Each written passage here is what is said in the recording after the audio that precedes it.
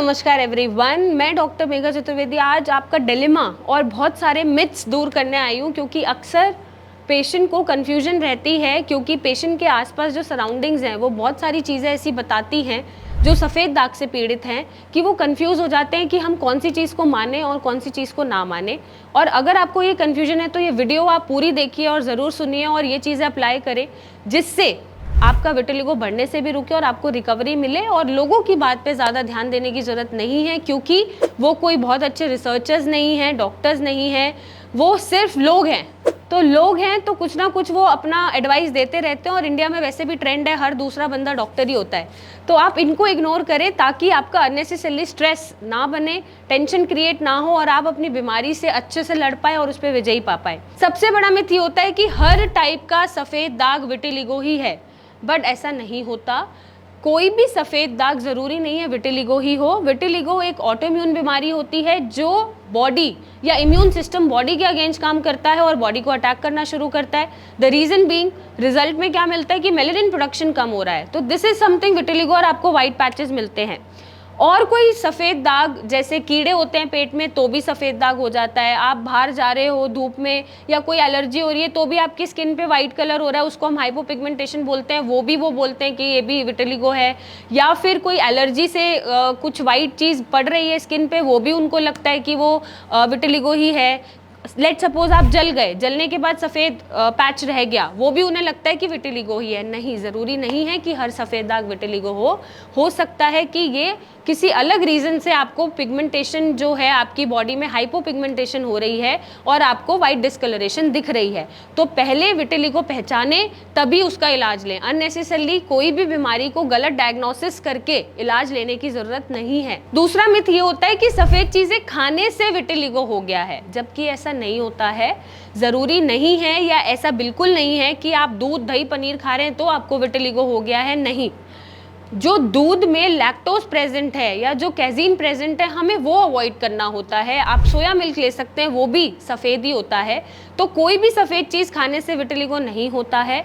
Vitiligo अक्सर बढ़ जाता है कुछ ऐसी चीज़ें खाने से जो हमें नहीं कंज्यूम करनी चाहिए, जैसे कि एनिमल प्रोटीन या डेयरी प्रोडक्ट्स या खट्टी चीज़ें। ये चीज़ें आप अवॉइड करेंगे, बट दैट डजंट मीन कि सफ़ेद चीज़ें खाने से आपको विटिलिगो हो रहा है। बट येस, अगर डेयरी प्रोडक्ट्स आप बंद भी करते हैं तो उनका रिप्लेसमेंट ज़रूर लीजिए ताकि बॉडी में डेफिशिएंसी क्रिएट ना हो। अगर आप दूध छोड़ रहे हैं गाय भैंस का या लैक्टोज वाला दूध, तो आप कोशिश करें कि आप सोया मिल्क लें। आप पनीर छोड़ रहे हैं तो आप टोफू ले सकते हैं।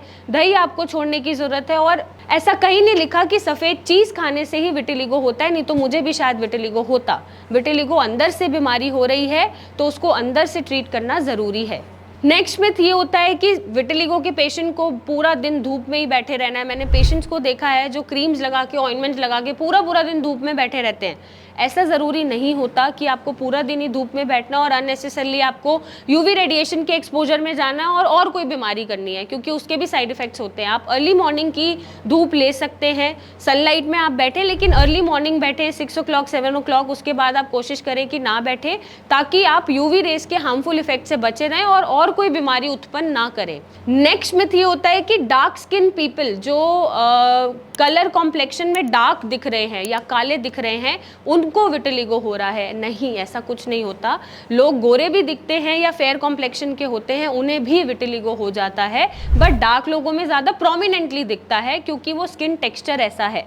तो ऐसा कहीं नहीं लिखा कि सिर्फ डार्क लोगों में ही ज़्यादा दिखेगा। ये किसी को भी बीमारी हो सकती है।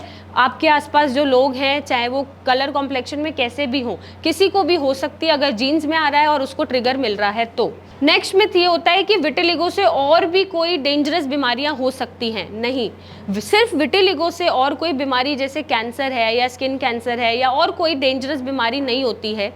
वो अलग बात है कि किस्मत ज़्यादा ख़राब है और आगे जाके आपको साथ में एक और बीमारी हो गई है, बट विटिलिगो की वजह से नहीं हुई है। वो बीमारी होनी थी या किसी और रीज़न की वजह से हो सकती है। सिर्फ विटिलिगो की वजह से और कोई डेंजरस बीमारी आपको नहीं होगी। नेक्स्ट मिथ ये होता है कि विटिलिगो हमारे जीन्स में ट्रांसफ़र होता है या हमारी नेक्स्ट जनरेशन में विटिलिगो मिल सकता है।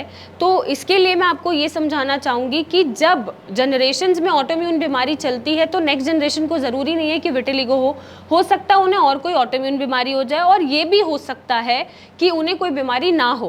क्योंकि अगर लेट सपोज एक जनरेशन में आपको विटिलिगो मिल रहा है, आपकी पिछली जनरेशन में मीन्स आपके पेरेंट्स में आपको विटिलिगो या और कोई ऑटोइम्यून बीमारी नहीं देखने को मिली, और मे बी कोई फर्स्ट डिग्री रिलेटिव में मिली या पिछली 3 जनरेशन्स में ये बीमारी चल रही है, बट आपकी जस्ट जो पहले आपके पेरेंट्स की जनरेशन है वो क्लियर है, उन्हें कोई परेशानी नहीं हुई और आपको दिख गई है, तो ऐसा ज़रूरी नहीं है कि आपकी आने वाली जनरेशन में भी दिखे, क्योंकि 50% जो योगदान है क्रोमोसोम का वो आपका होगा और 50% आपके पार्टनर का होगा। ऐसे में बच्चे की किस्मत क्या है और कौन से जीन्स डोमिनेट कर रहे हैं या क्या जेनेटिक मटेरियल बन रहा है, मेकअप बन रहा है, उस पे चीज़ें निर्भर करती हैं।